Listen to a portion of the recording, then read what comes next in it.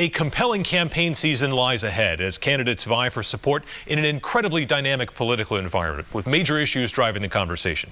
This morning we start with what will be the most watched race in the state, the U.S. Senate contest. We checked in with both major party candidates once the field was set.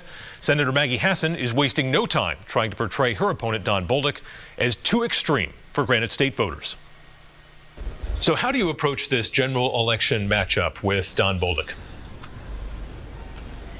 So I'm going to be focusing with voters on my work across the aisle to deliver results for New Hampshire. I try to follow the example of Granite Staters who come together every day to solve problems.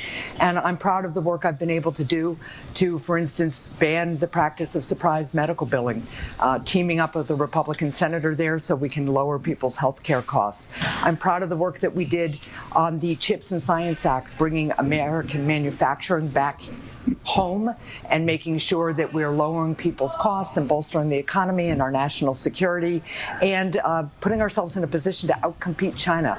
I'm proud of the work I did standing up to big oil and big pharma so we can lower people's energy costs and lower their prescription drug costs. There is more work to do. That's why I'm running for re-election. We know people are worried about how they're going to heat their homes this winter. I'm working to push the administration to help on that.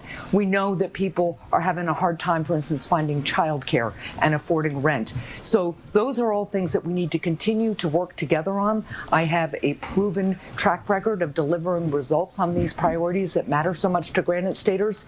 And that's really in sharp contrast to where my opponent, Don Bolduc, is. He is out of touch and very, very extreme and would pull New Hampshire backward. He would be a yes vote for a national abortion ban. He supports eliminating Social Security and making drastic cuts to Medicare. He has said that he would defund the Department of Homeland Security, which is responsible for our border, among other things, and says that he's open to abolishing the FBI. He's a 2020 election denier and has even said moving forward that if he disagrees with the results of the 2024 election, he'd work to overturn it. So Don Bolduc is out of step and would pull us backwards. I am really looking forward to continuing my conversations with Granite Staters over the next couple of months to make this contrast clear and to continue the work we've been doing together. General Bolduc has said he will not vote for a national abortion ban based on his belief that it is now a state issue. Your contention is essentially he can't be trusted on this.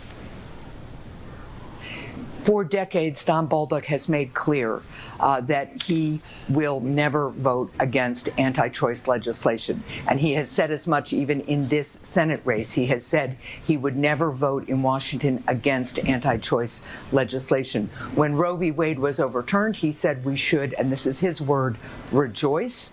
And he has a long record of saying that he supports an overall abortion ban. So I think people are going to need to evaluate his record for themselves, but I think he is misleading people. Senator, abortion's a big issue, so are energy costs and all of the economic pressures bearing down on Granite State families right now.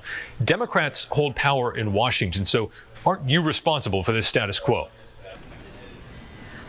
Look, people are really struggling with prices right now, and that's why I keep pushing, for instance, for suspending the gas tax, and that's why I stood up to Big Pharma to make sure that Medicare can begin to negotiate prescription drug prices and we can cap the price of insulin for seniors and limit their other health care costs too. Why I have supported helping Granite Staters afford their insurance premiums on the Affordable Care website.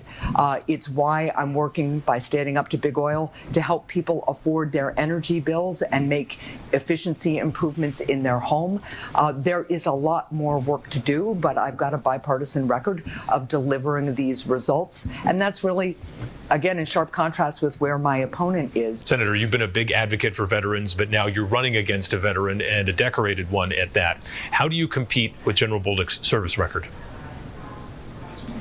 Look, I am so grateful and honored to be able to serve on the Senate Veterans Committee.